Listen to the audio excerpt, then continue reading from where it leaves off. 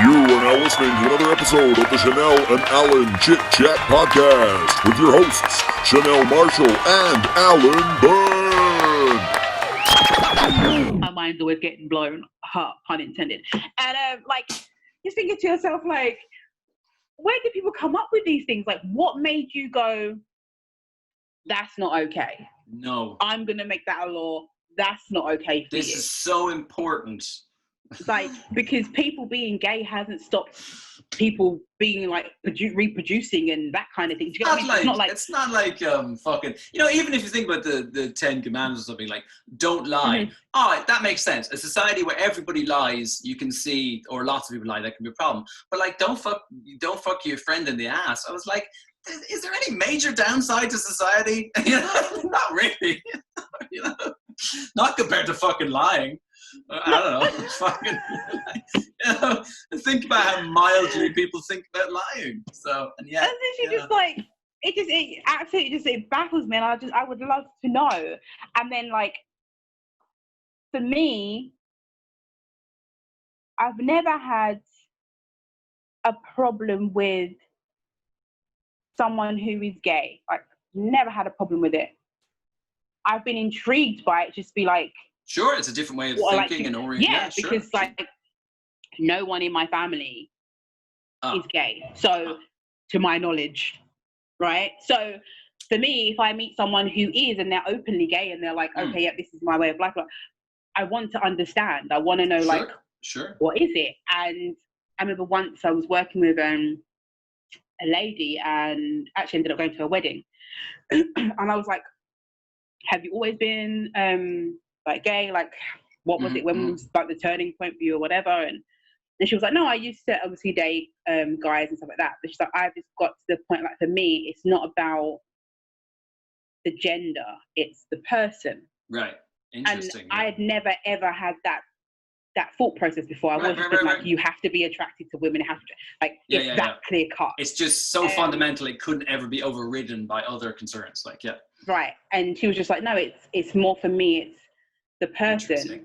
Yeah. And the fact that I've been out with obviously like more women, then obviously then I would identify as, I'd say that I am a lesbian. Yeah. But it doesn't mean that stops me from meeting a man. Right. Yeah, it's not like meeting a man and I fall in love with that person. Mm-hmm. But I think it's also, well, it does come down to labels, I guess. It is because people like to have to label you and put you in a box, just like, this okay, right, I'm black, you're white, like all this box ticking. Otherwise, some people can't. They can't hack it. Yeah. Yeah, they just don't know how to like program and like function. It's like, well, you don't fit that box, but like like, what the hell's happening to me right now? I don't get it. Yeah. So yeah, and it's just like with the people who say that they are bisexual, I say to myself, like, you greedy. Like, you greedy. Like, what do you mean? Right. Like, I didn't understand, but then when I heard the fact that, like, for me, what she said is obviously she's in love with the person. Yes.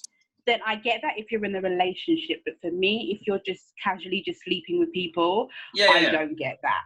Like, that seems more amazing, because you're like, or incredible, or whatever you want to say, because it's like, if you have to be like, that would literally mean if you're just sleeping around and you say you have no preference in terms of it could go either way, I might go home with a bloke or a woman, right? Then really it's kind of either you need to be equally attracted to both sexes, right? Which could happen. I could see that, right? But you has to be both.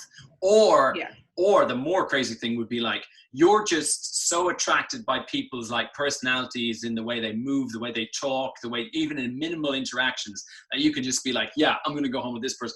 And that is that, to have a level of attraction that is so separate from physicality, that's, to me, I find that, I mean, it sounds very enlightened, but even though you were saying it, I was just like, I'm struggling to keep up here. I'm not enlightened. What? I need. Yeah, I'm like a cat with a piece of string, like. What's going on? What's going on? The laser pointer. Yeah. But yeah, I just that is amazing. That's very interesting to hear her take though. That for me, that was like kind of like the turning point for me, because I'll be honest, I was kind of like very like narrow, like if you must like every aesthetic of like the female form, and then that would take me down the road of being like, okay, right, so if you guys are just literally like, you like females, that's it, like yeah. So why would you use extra stuff in the bedroom per se and that kind of thing and right, whatnot? I see. I used to be like, I don't get that either. Like, but you like women, so then you should not want to have a strap on, for instance, because you like women. So why would you want a part of a man? Like, that just kind of just like, okay, so cool. So you like that person for them, but you still, for instance, you would still want some sort of penetration in that sense, but that person can't give that to you, but you love that person for them. It's not about... Then you're going to add these other things in. And I'm like, okay. So then that kind of took me down another route of saying, when women who are in lesbian relationships who then dress like males, right? But then you don't want to sex change, that was another thing that made me go, I don't understand. So you don't want to be a man. Yeah, it's... but you really embody your masculine energy. Right, yeah, in this other way, yeah. So that was another one for me to be like, I don't understand it. I don't get it.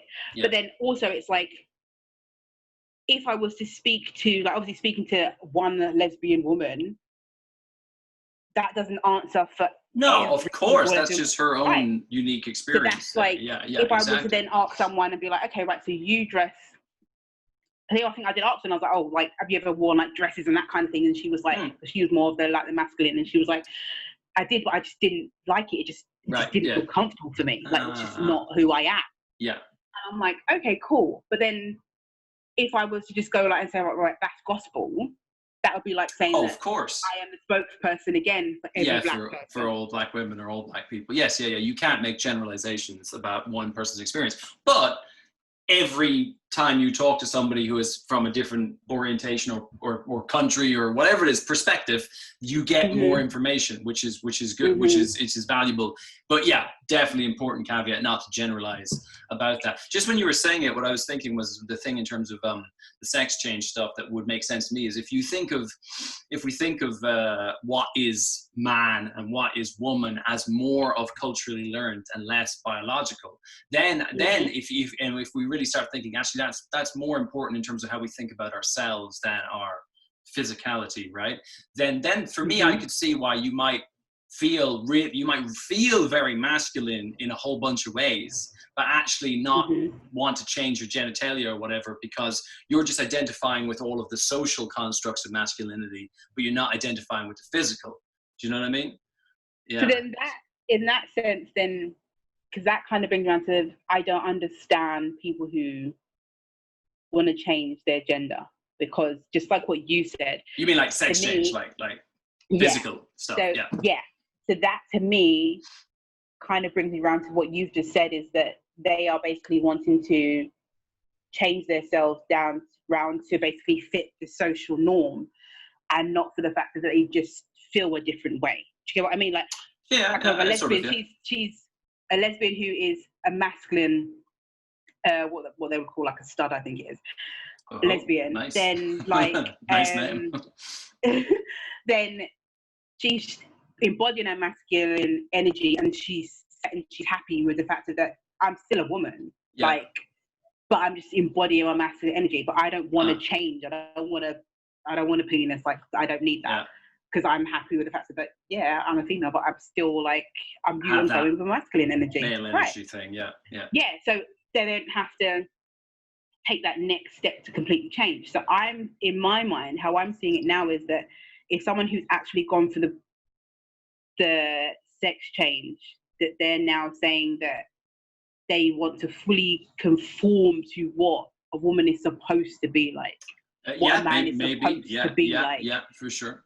Because then you would be happy in your body, because you wouldn't you wouldn't need to fully change, because you could just be like, yeah, I'm a girl that likes male things. Do you get what I mean? I wouldn't need to have a male body part to prove that I am a male. Like, absolutely. I suppose, but what you could think about it in terms of maybe even in terms of like other things people do with their body. I know it's not entirely analogous, because sex, anything to do with sex and sex organs, is kind of its own category of intense psychological connection and so forth. But like, you can certainly imagine that some people, it's like some people don't want to. We might let's look at something like. I was going to do boob jobs, but no, let's do something like weight or something. Yeah, maybe boob jobs is better. Titties. I like titties. Let's stick with titties. There you go. So, we can talk about them. I have them, so it's okay. Yes. There you go. I like them. You have them. It's we're qualified. Well, I don't think we're qualified about anything we said in the last hour. But when it comes to titties, listen, we're not cancelled, okay? We can talk about titties. All right.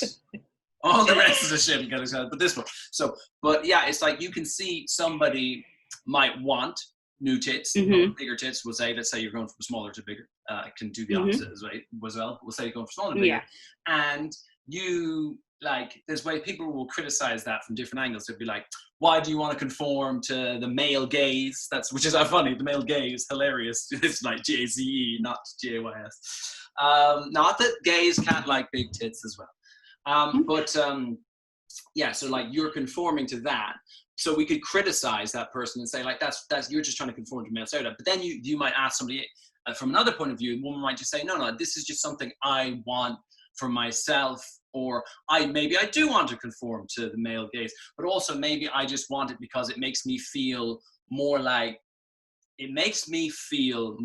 how I want to feel, just in my own body or in my own skin or something like that. Or in terms of weight loss as well. Some people are happy to be above the level of weight that is like the social norm, and they're comfortable. So basically you're not on the Richter scale where they're like, oh, so you're obese then. Okay, great. Thanks. That makes me feel great about myself. Okay, I'm gonna run out and get an apple. Thanks, nurse lady. Yeah, that bitch. Yeah, exactly, right? So, but some people are comfortable with different levels of weight that deviate from the norm, whatever the norm is, and you don't want to. I think it's kind of wrong to shit on somebody who is trying to like lose weight and get in shape. Like, fuck you, you're just trying to conform. Like, that's kind of shitty. But also, if somebody is more comfortable being, I'm not saying like they're dangerously overweight or something, but if they're more comfortable being with weight, maybe you should be okay with that as well. So I cannot remember why I'm talking about this. It's okay, it's fine. We started with tits and now we've gone into weight. But with that, I think, because when it comes to weight, well, let's go back to tits first. When it comes to like breastises, right? I think it's because I just love how you sound like Jeremy Paxman. Wait a minute, let's go back to tits for a second. Let's focus in. Excuse me, Mr. Prime Minister. We need to return to tits for a minute. We're done with this topic just yet. Yeah, Alan went on a tangent. Let's reel him back in. Right, so back to titties. Back to titties.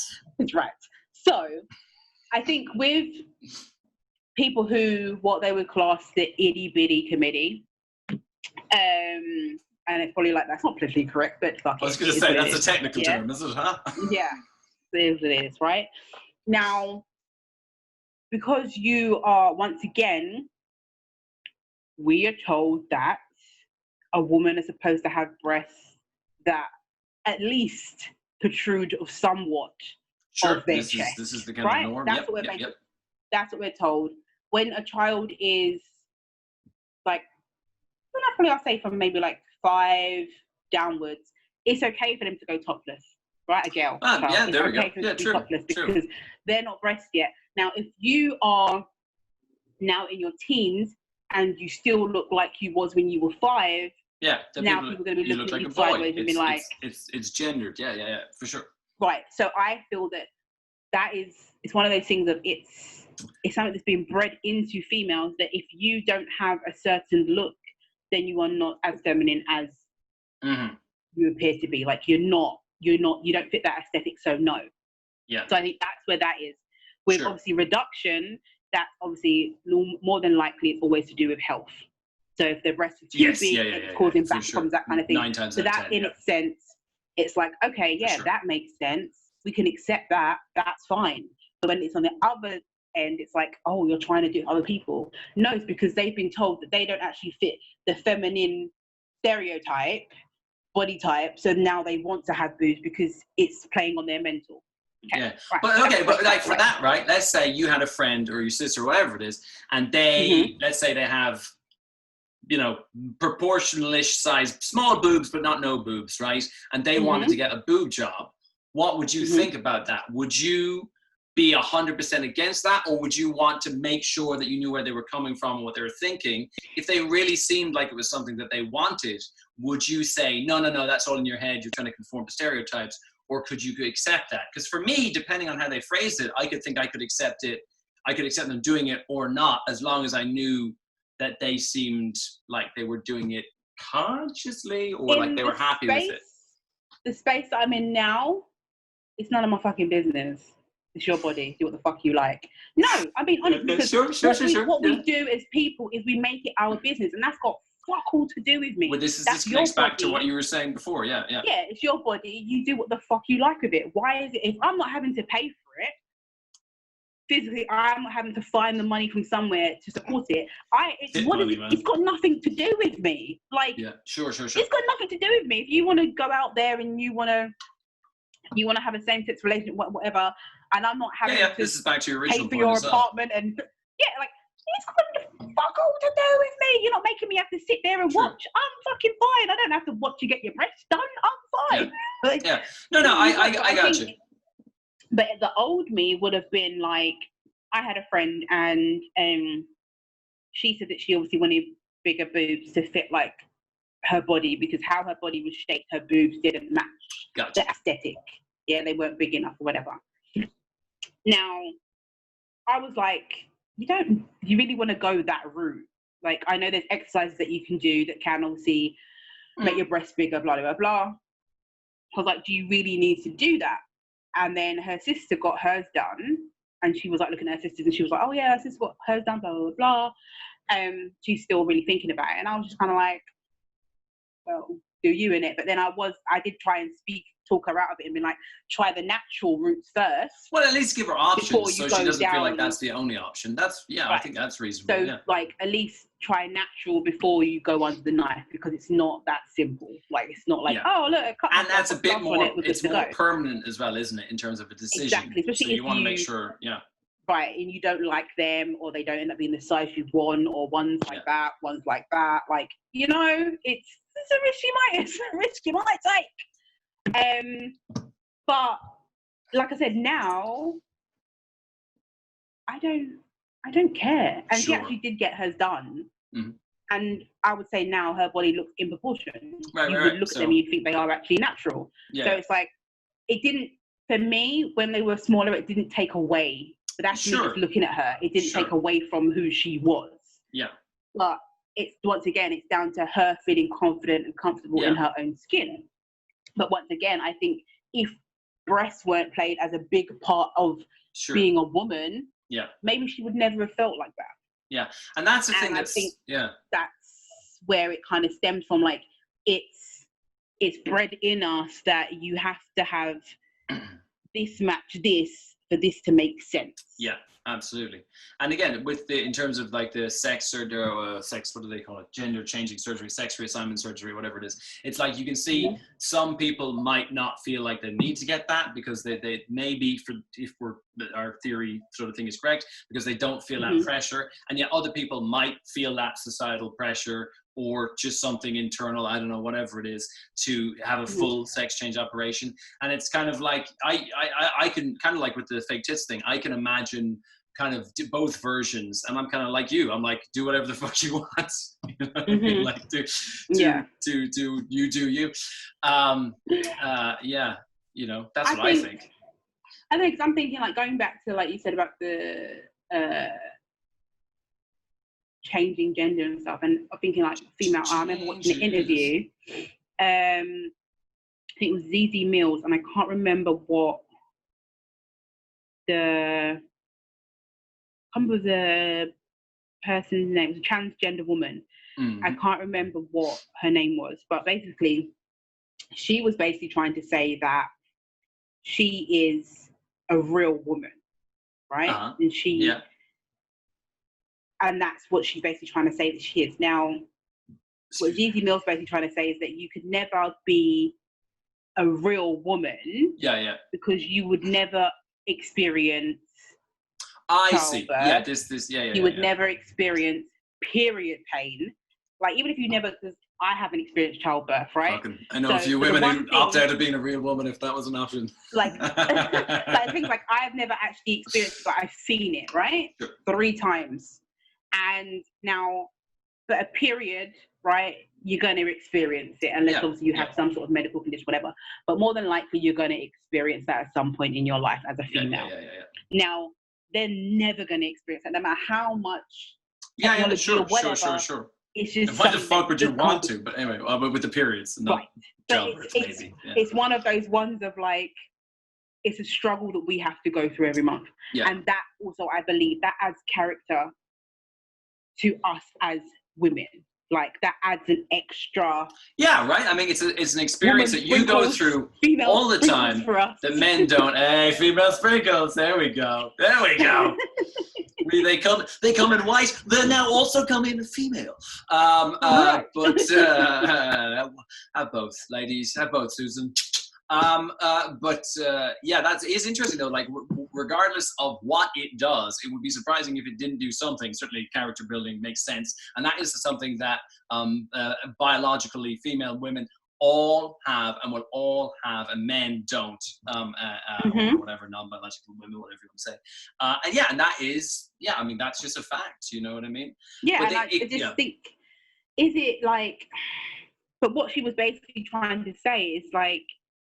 ZZ Mill's trying to say is like, why do you not have your own gender?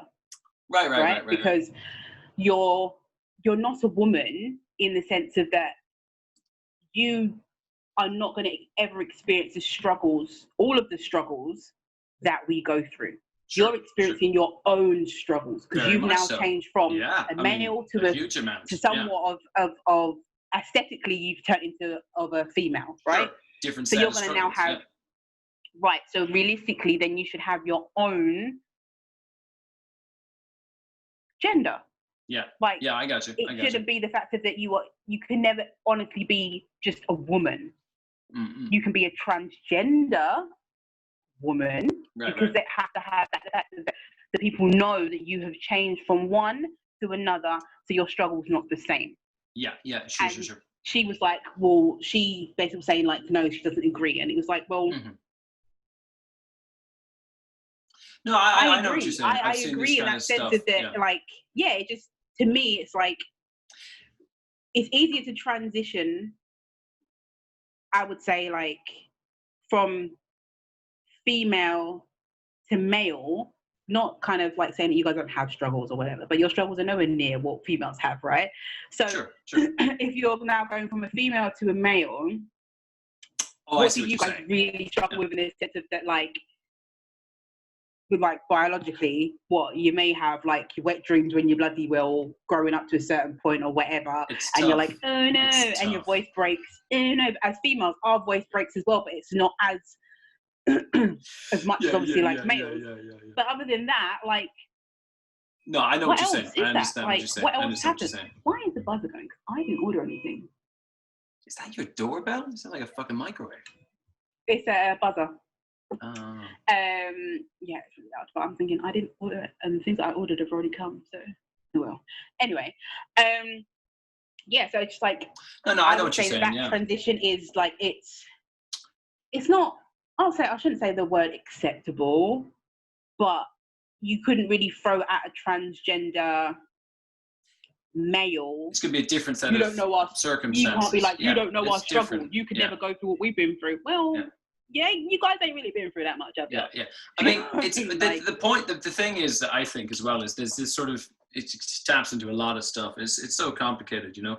It's because people want generally speaking, if you are something that doesn't, some group that doesn't fit or is apart from the majority, whatever it is, then you feel a lack of acceptance, right? I'm speaking in real generalities because I'm trying to keep it as broad as possible and not trying to say that the experiences are the same. That's actually the opposite of what I'm trying to say, is like, and people want acceptance.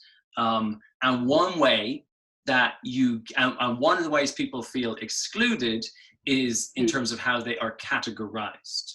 Right. So if I categorize you as black, for example, but I'm kind of saying, you know, there's people and then there's black people, like it's an exclusion. There's an exclusionary thing that happens more so as well with your feminine acting man. You're not a real man. You're excluded from this group. We see it within different racial groups as well. You're gay, so you can't be one of us or whatever it is as well. Sometimes that happens. So there's this feeling of exclusion, which is, it's a horrible feeling wherever it happens, although very different, again, in different ways across different groups.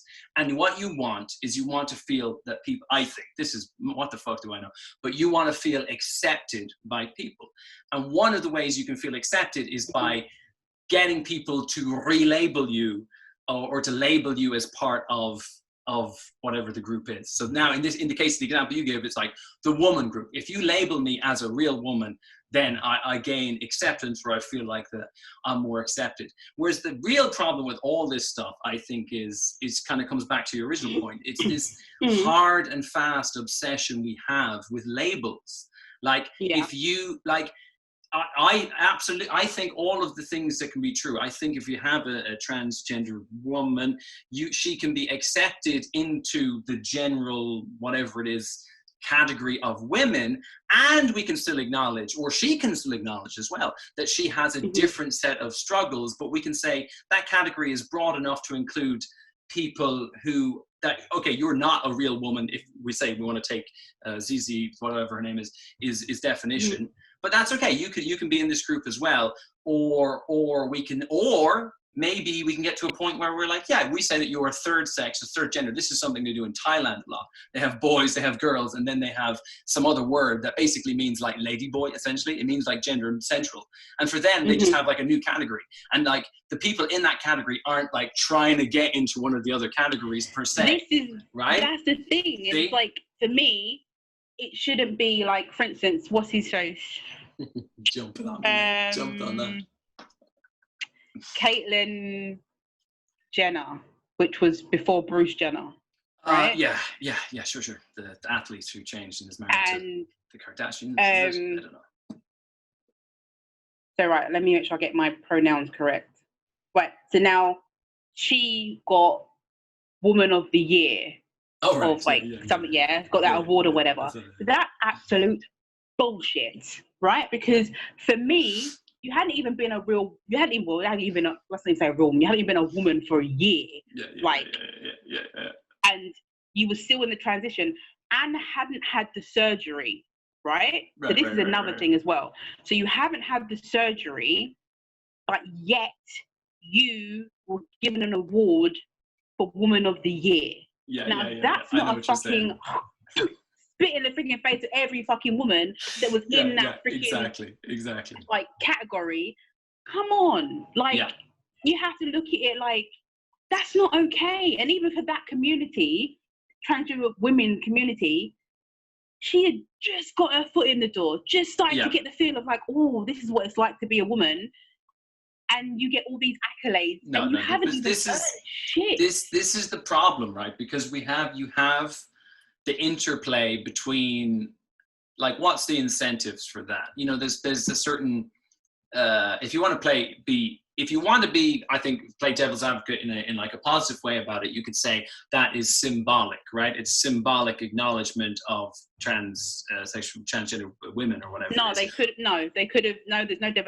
They could have picked someone else that has been living that. Right. Exactly. Who've been doing that for 10 years, 20 years. Yeah. Right. There's different struggles. Like I said, they're never going to experience other struggles, but they have their own struggles. Now, someone who had been living that struggle for many years. 100% agree. 100% agree. Right? 100% agree. Yeah. And but that shouldn't have been someone who's been been doing it for fucking 10 minutes. No, but that brings me on to the second point. No, so you're 100% right. 100% right. And that's a great response to what I just said. But then the second part is the second problem, which is that with all social causes that are good and right and just, there's also bullshit, and there's money, and there's media, and there's ways to get clicks, and there's ways to get likes. And that happens with every social move, and there's posturing, and there's pretending, and all that kind of stuff. And that the problem is with that stuff is, unfortunately, it really does take away from people who are doing really good work in terms of trying to be inclusive and accepting. When you have, I would say, people just trying to get clicks, likes, focus, eyeballs, whatever it is, that interferes with good messaging and then just destroys it. The problem, what I'm saying though is, in terms of I think you have to be careful in terms of how you frame stuff. I think this is true of any social movement. There's a tendency to be like,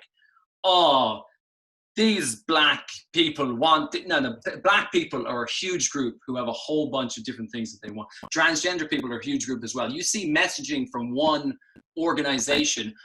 How many people are on the board of that organization? Is it 10 people? Is it 12 people? Is it one fucking person? So if you were saying the transgenders, they all voted for what's her fucking name or his name, whatever, thingy Jenner, like then, I get cancelled out. Messed it up. I was so close.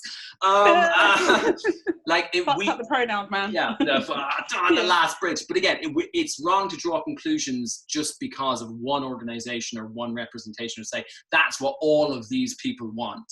You don't want to fall into that trap. I'm not saying you're doing that. I'm just flagging it. But then I think that, but then Caitlyn Jenner should have declined to even be in the running. Well, I agree. That's what she should have done, because she should have been like, 100%. I've only been out as a woman, because before I've been doing it in private of my own home.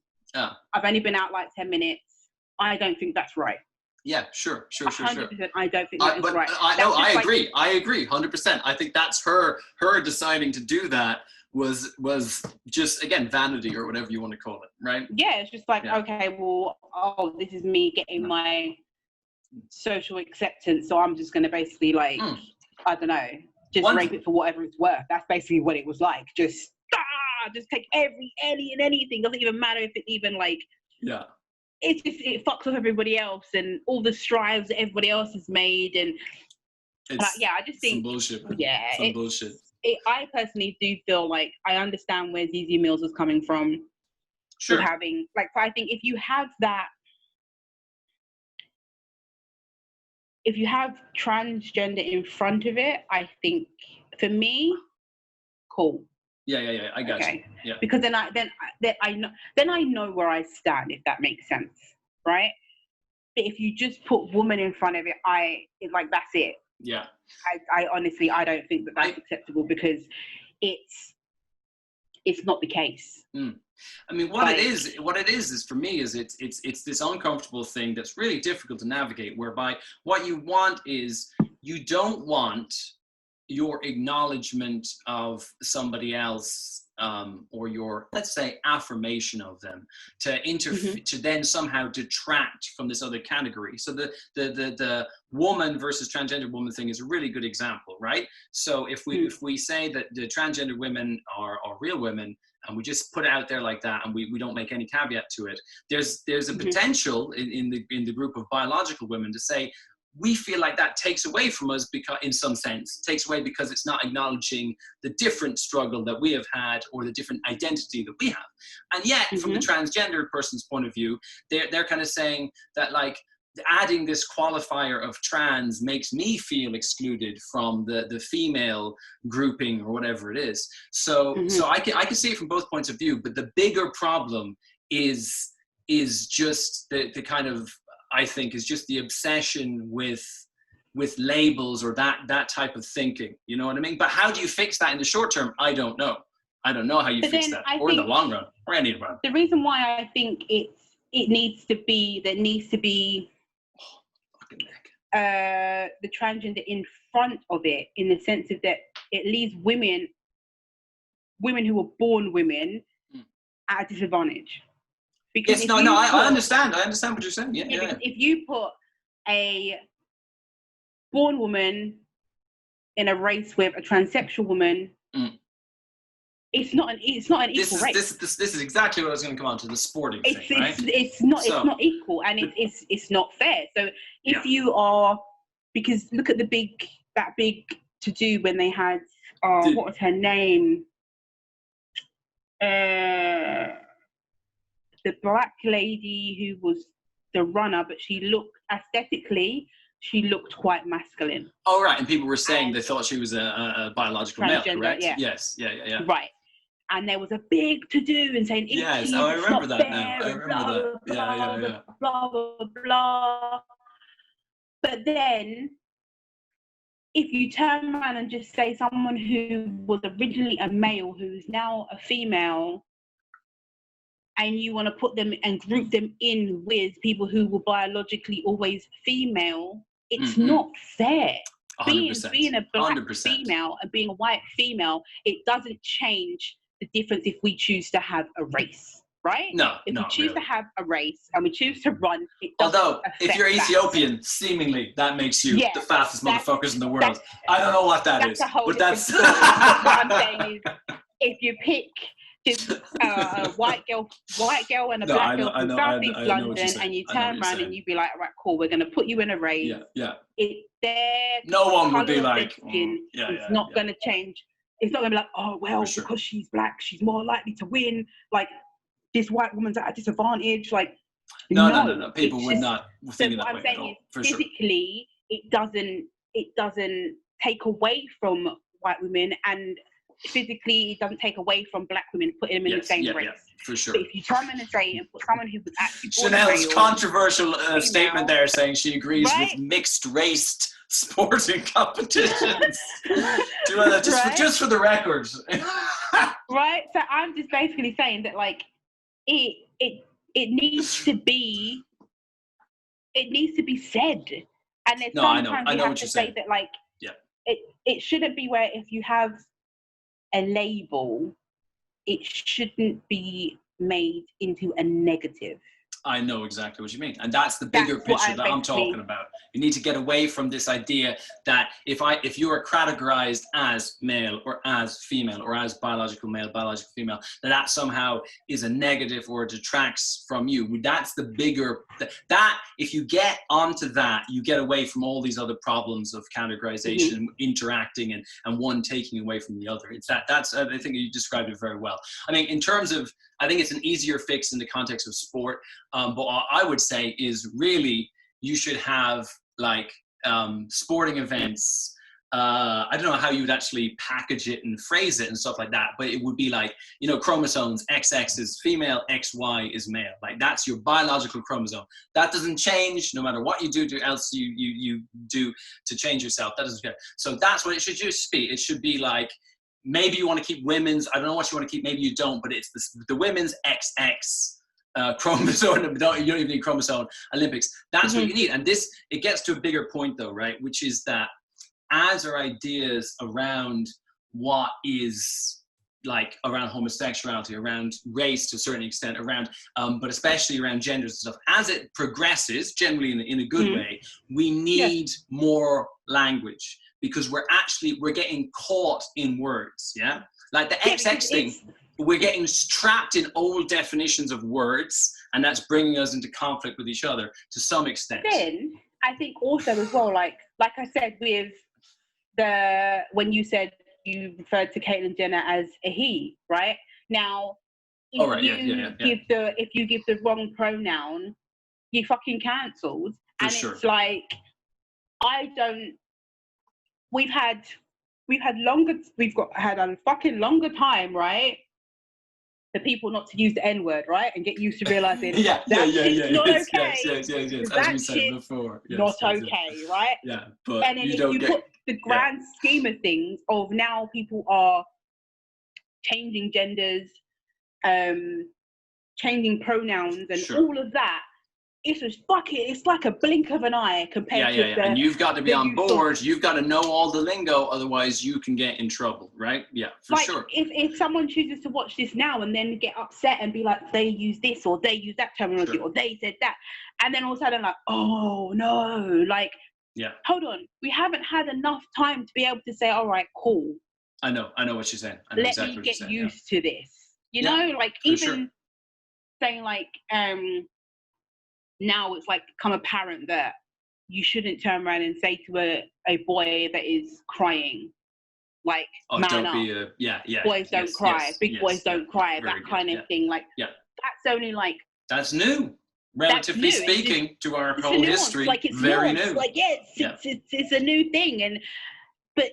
And like sometimes you'd be like, oh, because even like, for instance, my niece, and she was like, oh, that my nephew was crying or something, and I can't remember, he hit himself or something like that, and she's like, oh, he's always crying. Like, I was like, no. If he hurts himself, or even if he's feeling frustrated and he wants to cry, let him freaking cry. Like, who are you to dictate? What are you, the emotion police?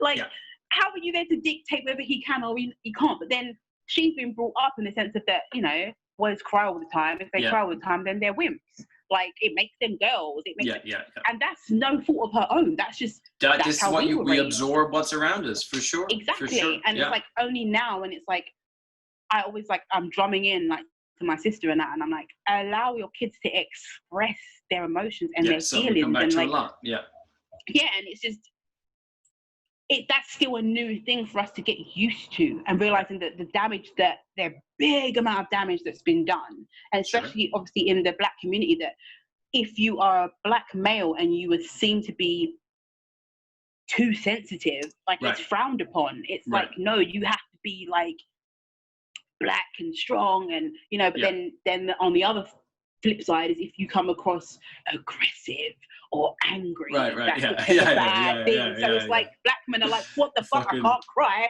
I can't get angry. I can't get angry. Just like, no emotions for you, Black men. You're not allowed any of the emotions.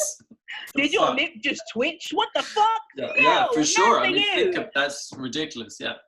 So it's just like, these are all new things that we're realizing that like we have to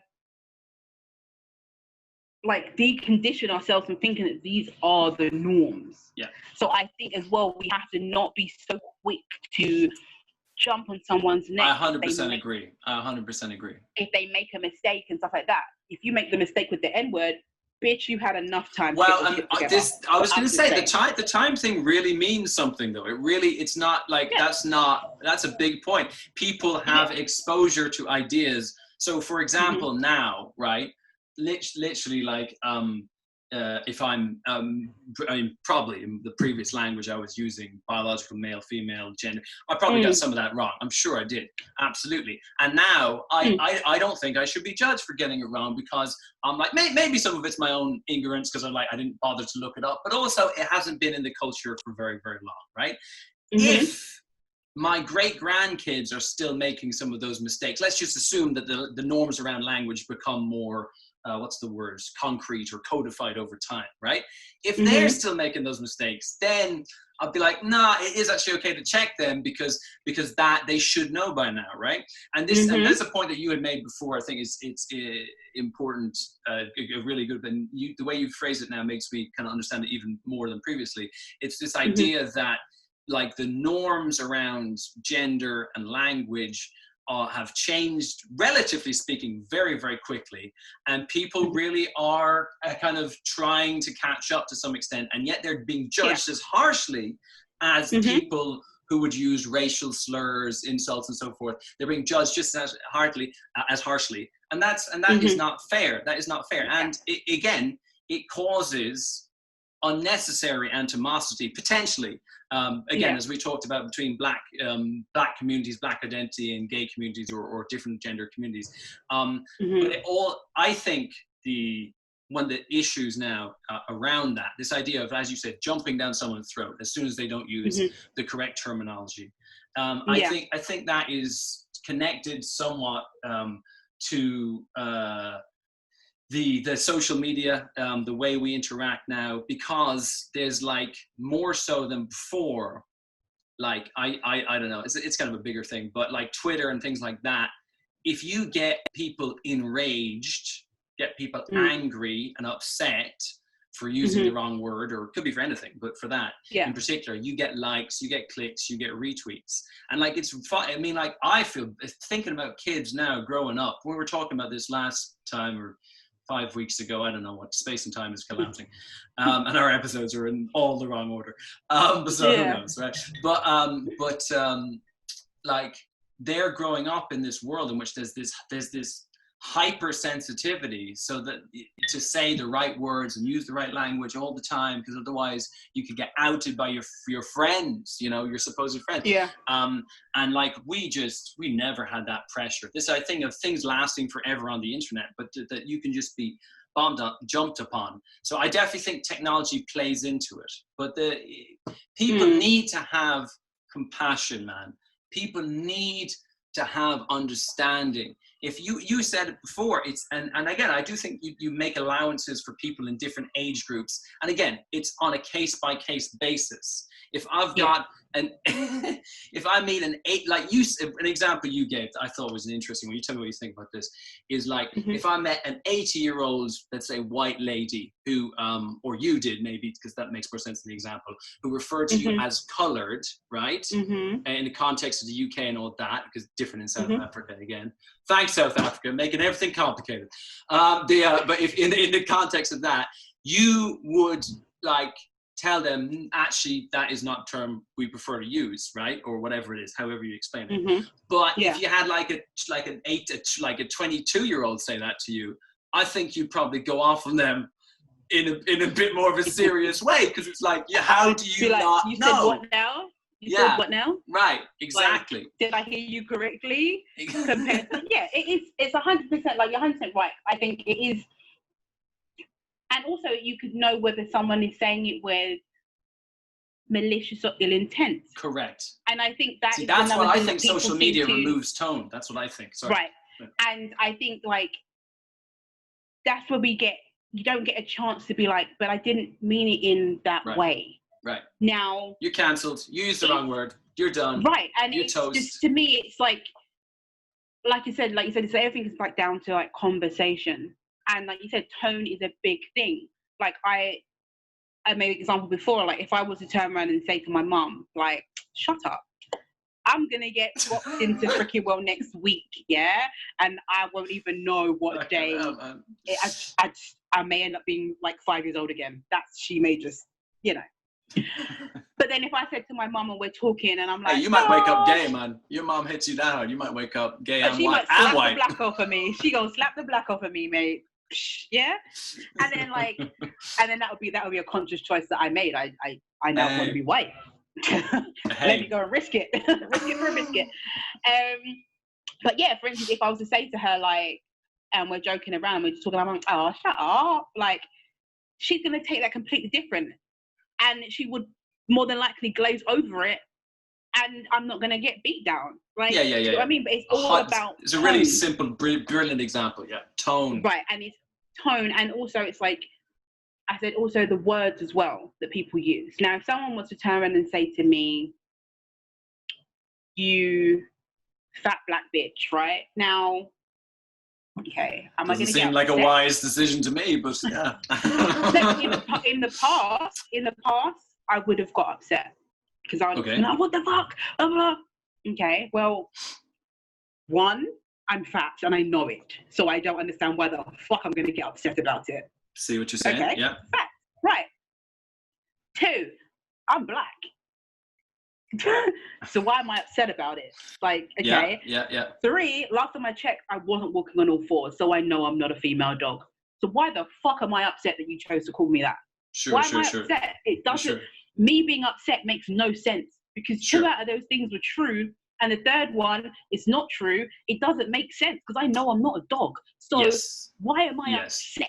And that's what a lot of people need to like, you know, a lot of arguments and stuff happen. And you think to yourself, right, so if someone turned around and said, oh, like, you gay this or whatever, like, okay, but you are gay, right? Yeah. Okay, so you are gay, so what's the problem? Yeah. What is the problem? Don't allow that word to become a negative thing. You are gay, own it. Yeah. Someone calls me, oh, you black this. Okay, right, I am black. Let me own that shit. Yeah. Right? I know if they call me a black, freaking we'll see you next Tuesday. Like, I have one. I'm not one. What the fuck? Like, why am I going to be upset? Sure. And that's what people seem to like. They need to like break down the words when people say stuff. Break down the words. Break it down and say to yourself, actually, no. Okay, well, what else you got for me? Well, I think the other thing about that is I think both things can be true, right? In the sense that I think that's a really psychologically robust, resilient way of thinking about your interaction with somebody, right? In terms of you're trying to be insulting, but you're not letting it penetrate or whatever you want to say, right? And the way you've done that is great. But also, I think it's good for us to try and work towards a society where people are not calling you a fat black bitch. Now, I think it's also good to try and strive. You know what I mean? I think both things are simultaneously true. Yeah. Yeah, I get that, but it's just the fact of like. You don't want a world where like every Sainsbury's interaction is like, let's change your fat black bitch. It's like, okay. But like I say to my nephew, like if he turns around and says like, oh, so and so said this, or someone said that I'm stupid, I'm like, are you stupid? No. Right. So why are you letting that affect you? Sure. Like it shouldn't be said, but in this, you're not it. You're not that. So why are you allowing that to make that change your mood, change your affect, and for you to be angry or throw something or hit somebody? Yeah, that is not who you are, and that's what I think people need to get around that fact of like, because if the same person kept calling me that, right? Yeah. And every time, and I broke down that word, and I'm just like,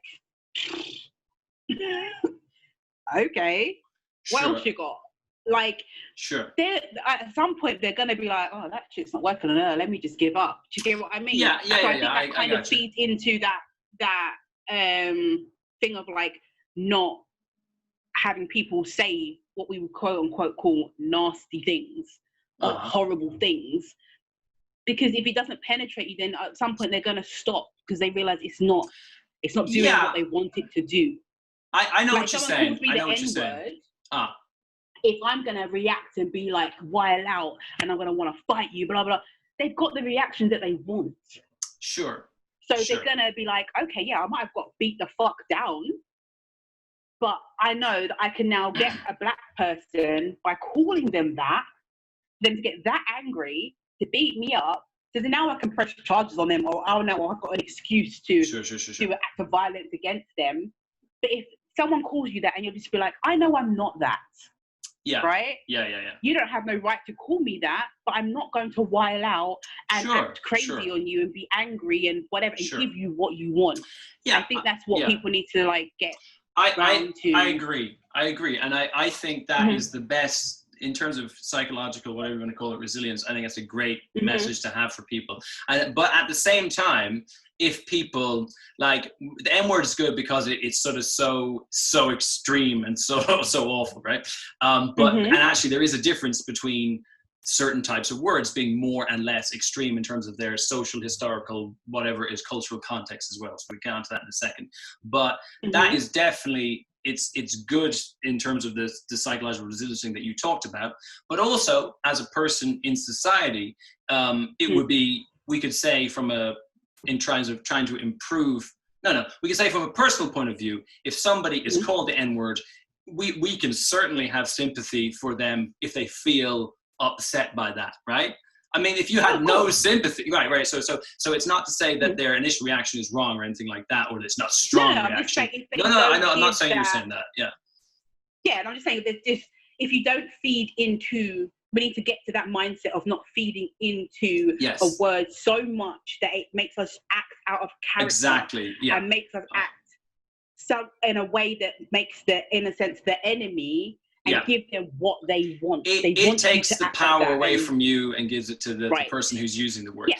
Right. But to follow the argument through, then your goal is to not let people control you or make you feel worse or act out or whatever it is with their language. However, you also have a social responsibility to make it known that you think that certain language use is not correct, right? So this is the kind of, absolutely. So this is the idea of when we're it's somewhat like we were talking about the, I was going to say active racism, so anti-racism. It's important to be an active racist. Get out there, guys. Come on. You just can't slip up on, Alan. You just can't slip up fucking on. hell, yeah, man. Jeez, I'm done. After this episode, I'm done now between my misgendering and my active racism. Let's Alan who? I don't know who that is. Active racism. It's the did the podcast with. I don't know what you're talking about. That sounds like a Nazi exercise video. Okay, gang, let's get active racist. Okay, here we go. In the neck. But anti-racism in terms of, so when you call something out, that gives a message to that person that is not acceptable behavior. Now, if it was something like the N-word, they would know that already. If it was something like colored, they literally might not know depending on their age, blah, blah, blah. So you making note of it, expressing that you should not use that language in whatever gradient, however you want to say that, however forcefully or not you want to say that. That is important as well. Yeah. So I would make the same argument with like gender norms, nouns and pronouns and all this kind of things like that. If I say, and I've done it before, I did it, was it with you? Who was I with? Somebody on the train. I was like, "Excuse me, sir," and then I looked back and I was like, "Oh, that's definitely a woman." I think we was on the train. I was just like, I felt so bad. Yeah, that's it. Yeah, I was pissing myself laughing because that was fucking hilarious. I was just like, how the fuck didn't you see that? Dude, it's a shaved head. I just saw the top of the head. Anyway, right? So, but, right? See, again, me with my gender norms, shaved head must be a bloke. See, back in my fucking pit again I go. But with them, but again, so it's about trying, you want to get people to be resilient. So if, for example, they're misgendered or whatever the thing, did not use right term, don't let that destroy you. Don't let that consume you. Don't let that make you act out. 100% agree with that, wilding out. At the same time, I think they would be right to say, oh, actually, I prefer to be referred to like this pronoun or that. And like if someone, listen, and by the same token, if somebody is screaming, fuck you, you fucking in the street, I think they have absolutely every right to aggressively tell that person that is not allowed how you should be speaking to me or someone else, or other people can check them. I'm not saying getting into a conflict, but there's degrees of response that are proportionate to the type of language that's used, but also to your point, that's proportionate to how long that language has been in the culture as well, how long that's been around. Like you want to get people to be resilient and also allow them to assert their identity or express their identity in a way that's good for them and for the society around them. But what happens is, one thing that I think as well, a second thing about social media, it removes all the tone, but also what it does, and I think this is real, is you tend to be in a bubble with people who think like you in social media, generally speaking. I'm not saying you. Yeah, because you would follow people, and people that follow you, obviously they're more than likely think on the same wavelength. Yeah. So if you've got 500 friends on Twitter, Instagram, and all of your real life friends, and they are all clued in to what gender norm, noun, pronouns, whatever it is to use, you actually start to think, I live in a society where everybody knows this stuff. You start to think that is the norm. And then when you come across somebody who doesn't use those words, you can jump to this conclusion, much like if you came across somebody who is like just using the N-word, not even thinking it's a problem. You're just like, yeah, I saw this guy, this, like that you would, it's so inconceivable that they wouldn't have that knowledge. Now that was true in the past, because before we had this, for better or worse, this media system where everybody more or less watched the same news, got the same info, watched the same movies. Whereas now we live in these bubbles. So I think that's a big part of some of this outrage culture too. Like, I'm in this bubble where I assume everybody knows these new norms. And actually people outside of that, I'm like, oh, I didn't know I was supposed to call you this or that. I mean, I think that's part of it too. So it's just fucked, man. Social media is the worst. Like and subscribe.